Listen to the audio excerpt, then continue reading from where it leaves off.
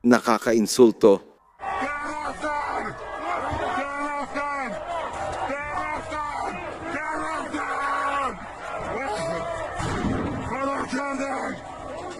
Si Ayatollah Khamenei ay nagtago na.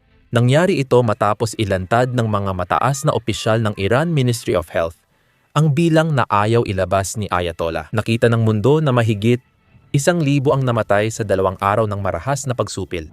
Dahil sa takot sa epekto at pag-atake ng United States, ipinasa ng kataas-taasang pinuno ang kapangyarihan sa anak at nagtago sa bunker. Tingnan natin ang ulat na ito. Sa kabila ng internet blackout, 2 opisyal ng Iran Ministry of Health ang kumontak sa Time Magazine. Ibinahagi nila ang datos na direktang iniuulat kay Khamenei.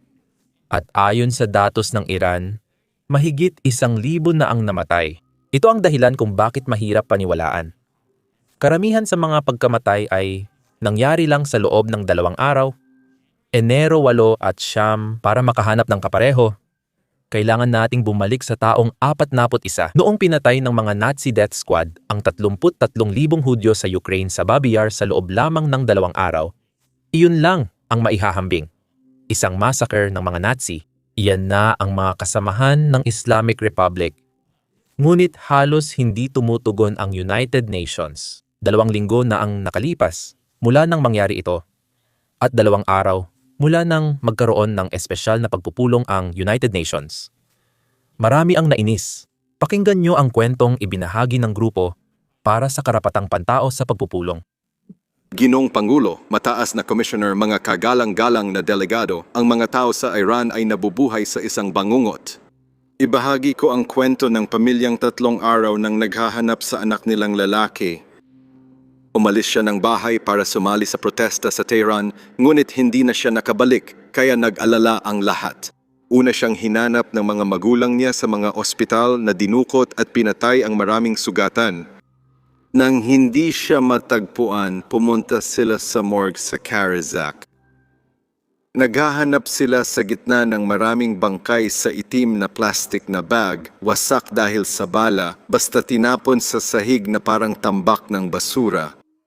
Ang mga nagluluksa na pamilya na gustong kunin ang mga bangkay ng kanilang mahal sa buhay ay sinasabihan na magbayad ng napakalaking halaga para sa mga bala na ginamit sa pagpatay sa kanilang mga mahal sa buhay. Mayroon namang iba na pinipilit pumirma ng mga salaysay na sinisisi ang mga di umiiral na terorista sa pagpatay sa kanilang mga anak. Magkahalo ang pag-asa at takot habang isa-isang binubuksan ng mga magulang ang mga itim na bag. Di na sayang ang paghahanap nila. Nakita nila ang anak nilang buhay.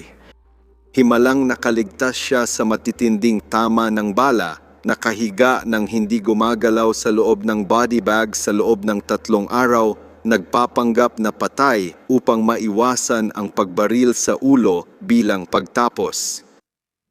Isipin mo ang gaan ng loob na naramdaman ng magulang. Para sa iba, walang ganitong himala. Nagtapos ang paghahanap sa dalamhati. Ito ang mga eksenang mula sa impyerno na nararanasan ng maraming Iranians ngayon. Nang lumitaw ang tindi ng kalupitang ito, doon nagtago si Khamenei dahil hindi lang pagsupil ang nangyari, kundi sistematikong paglipol. Binaril nila kahit sino at lahat ng tao. At pagkatapos ay hinayaan na lang ng mga security forces na mamatay ang mga sugatan. Gaya ng narinig nyo kanina. Pinigilan din nila ang ambulansya na makalapit sa mga nagpoprotesta. Pinagbawalan ang mga ospital na gamutin ang mga sugatan.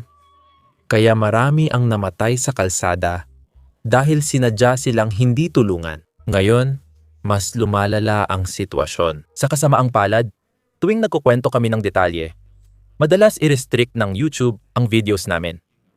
Nangyari ito 2 araw ang nakalipas. Kapag na-restrict ang video, mas kaunti ang nakakakita nito sa home screen at hindi ninyo natatanggap ang balita na para sa inyo. Kaya kung maari, pakipindot na lang ang subscribe button sa ibaba. Malaking tulong talaga ito sa amin sa algorithm. Ngayon, dumako na tayo sa nakakagulat na ulat. Galing ito sa loob ng isang Iranian morgue. Kahapon, pumunta kami para kunin ang bangkay. Rinig ang mga boses at may sumisigaw ng tulong. Binibigyan sila ng nakamamatay na iniksyon at pinapatay ang mga taong pwede pang mailigtas. Patuloy pa rin ang massacre at kaya galit ang mga tao sa pulong ng United Nations. Ito ang kanilang mensahe. Pakinggan ninyo. Ginoong Pangulo, tinatayang 20,000 nagpoprotesta ang napatay at 330,000 ang nasugatan sa Iran ayon sa mga doktor. Mahirap intindihin ang mga bilang na ito. Krimen ito laban sa sangkatauhan. Tinatanggap ang session ngayon, pero aminin nating ito'y kulang at huli. Karapatan ng mamamayang Iranian na malaman kung bakit ngunit higit 3 linggo ng tahimik ang konseho. Tinanong namin ang 87 United Nations Human Rights experts at ang Global Early Warning Mechanism, bakit kayo tahimik ng higit 2 linggo? Noong ika-13 ng Enero lamang nagkaroon ng pahayag at sa 87 eksperto, 5 lamang sa inyo ang lumagda rito. Araw-araw kaming nakiusap para sa aksyon. 5 araw na mula nang magsimula ang panunupil matapos ang pagpatay sa mga nagpoprotesta. Tinanong ko si Agnes Calimard, dating United Nations Rapporteur at kasalukuyang pinuno ng Amnesty International, bakit kayo tahimik? Noong Enero 20 matapos patalsikin ng United States si IRGC leader Qasem Soleimani, agad niya itong kinondena. Bakit walang pagmamadali kapag inosenteng Iranian na nagpoprotesta ang pinapatay? Lampas sa kwartong ito, tinatanong namin ang media, mga sikat sa Hollywood, mga nagpoprotesta sa campus, at kayong may impluensya, bakit kayo tahimik? Hindi komportable ang sagot pero malinaw. Binabasag ng protesta sa Iran ang mahalagang naratibo. Hindi tugma sa ideolohiya ang bayan na lumalaban sa islamistang paniniil kaya binabaliwala ito. Sa inyong lahat, sinasabi namin na ang kabayaran ng inyong pananahimik ay mga buhay ng mga Iranian. Panahon na para pumili. Gawin ang lahat para protektahan ang mga tao ng Iran o ang inyong palpak na pananaw sa mundo. Nakamasid ang kasaysayan. Alam nating lahat ito ay galing sa itaas. Iranian. Kumpirmado na ngayon ng mga opisyal na personal na iniutos ni Khamenei sa mga puwersa ng seguridad na durugin ang protesta sa kahit anong paraan na kinakailangan. Kung alam ninyo kasaysayan ninyo, alam ninyo yan. Iyan mismo ang sinabi ni Deng Xiaoping noong 8 inutos niya sa mga komandante na gumamit ng kahit anong paraan. Nahulaan nyo na. Napag-usapan na natin ito kamakailan. Ang utak ng pagsupil na ito ay kumuha ng inspirasyon mula sa ginawa ni Deng Xiaoping ilang dekada na ang nakalipas. Dahil dito, laganap at walang pinipiling sinupil ito. Pinaputukan ng mga puwersa ng seguridad ang lahat. Mga lola, bata, kabataan, babae, lalaki, magulang, buntis, atleta, mediko, artista. Kahit sino makita nila, pinapaputukan nila. Paano nila ito hinaharap ngayon? Sa totoo lang, nagsisinungaling sila pero hindi maganda at hindi nila mapanatili ang tamang bilang. Tulad ng naririnig ninyo kanina, ilang araw na ang nakalipas. Aksidenteng inamin ng rehimen na humigit kumulang 5,000 tao ang namatay. Hindi nila binanggit kung sino sila o ang pumatay sa kanila, basta inamin lang ang bilang. Pagkalipas ng 2 araw, binawi nila ang bilang. Parang, hindi, 3,000 raw ang namatay. Pero ngayon sabi nila, 1,117 na lang. Kawili-wili ang bilang na iyon dahil ilang beses na itong ginamit ng Iran noon. Noong 22, sinabi nilang 3,000. 117 tao ang namatay dahil sa COVID. Tapos sinabi rin nilang 1,000. 117 tao ang namatay dahil sa pagkalason sa alak. Ayon sa kanila, 3,117 katao ang namatay sa mga teroristang pag-atake. Pare-pareho ang bilang nila sa bawat pagkakataon. Ang gumagawa ng kasinungalingan ay may palatandaan na nagpapakitang mababaw ang kanilang pagtanggi. Pero natututo ang mga Iranian tungkol sa tunay na kalupitan ng panunupil sa kabila ng ginagawa ng rehimen. Nakakagawa ng paraan ang mga kabataang Iranian para malampasan ang internet restrictions ng rehimen ng Iran at gumagamit sila ng VPNs, gumagamit sila ng Starlinks, mga dayuhang SIM, anumang paraan na kaya nila para maiparating ang balita sa ibang bahagi ng mundo at sa iba pang mga Iranian sa bansa.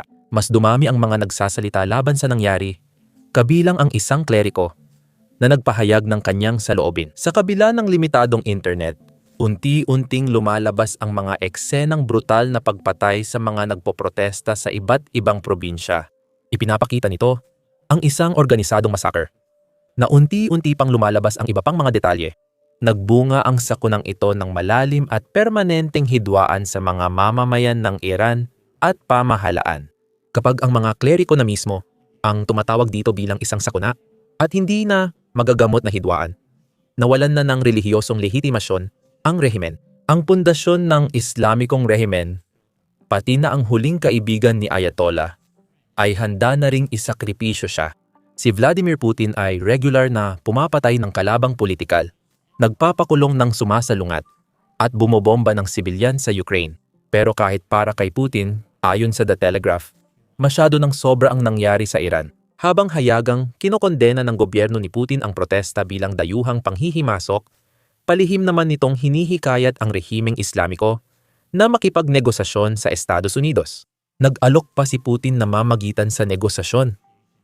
Kaya bakit iiwan ng Russia ang kaalyado? Simple lang ang sagot. Ang prioridad ngayon ni Putin ay manatili sa mabuting loob ni Trump. Kailangan niya ng kasunduan tungkol sa Ukraine. Hindi niya matanggap na ipinagtatanggol niya ang rehimen na pumatay ng 3,000 at 1,000 tao. Lumalayo siya at hinahayaan ang Foreign Ministry ng Russia na asikasuhin ang Iran habang inuuna niya ang sarili niyang kaligtasan. Ngayon, para malinaw, ayaw ng Russia ng pagbabago ng rehimen sa Iran. Ang pagbagsak ng Islamic Republic ay magdudulot ng kaguluhan o malapit sa timog na hangganan ng Russia. Mas gusto ni Putin na mabuhay ang mga mula, pero hindi siya tumutulong. Kapag mahal ang gastos sa pagtatanggol, bigla ring umaatras ang Russia. Nakita na natin ang pattern na ito noon sa Armenia, Syria, Venezuela, at ngayon sa Iran. Sa ngayon, iyon lang muna ang masasabi ko. Ako si Sam, magkita tayo sa next video. Isa sa problema sa paggawa ng ganitong video ay ang pagpapakita ng maraming drone strike kahit walang nasasaktan na tao o sundalong Ruso. Madalas dinidemonetize o nililimitahan ng YouTube ang videos namin. Noong nakaraang linggo, 4 naming video tungkol sa digmaan ang na-demonetize. Sabi ng YouTube, ang pagpapakita ng mga drone strike o kahit footage mula sa frontlines ay hindi kaaya-aya para sa mga advertiser. Kaya nililimitahan ang mga video. Pero ito ang realidad ng makabagong digmaan. At ito ang digmaang kinakaharap at sinusubukang malampasan ng mga Ukrainyano. Naniniwala kami na mahalagang maipakita ito kaya inilunsad namin ang Basics Insider. Sariling plataporma na ginawa namin mula simula ng walang limitasyon. Hindi namin kailangang i-blur ang aming drone strike, hindi namin kailangang i-blur ang aming mga kuha sa frontline, at hindi rin namin kailangang i-blur ang pagkasira ng mga bus ng himpapawid ng Russia. Bukod pa rito, wala talaga kaming mga patalastas sa site. Sa ganung paraan, hindi namin kailangang i-censor ang sarili namin dahil lang hindi masaya ang mga advertiser sa mga tinatalakay namin. Hindi namin pinopondohan ang site sa pamamagitan ng mga patalastas. Pinopondohan namin ito sa pamamagitan ng inyong suporta. Kaya kung isa ka sa mga interesado sa ganitong klase ng coverage at gusto mong mapanood ang aming mga video na hindi censored at makakuha ng mga bonus na content na hindi talaga namin pwedeng i-upload dito sa YouTube, siguradong sumali ka sa amin sa basicsinsider.com. Pwede mo ring i-click ang link sa description or i-scan ang QR code na nasa screen mo. Sa pagsali, mapapanood mo lahat ng content na na-upload na namin at pati na rin ang lahat ng video na i-upload pa namin sa hinaharap. Susuportahan mo rin ang aming coverage at channel. Kaya salamat. Ako si Sam. Magkita tayo sa susunod.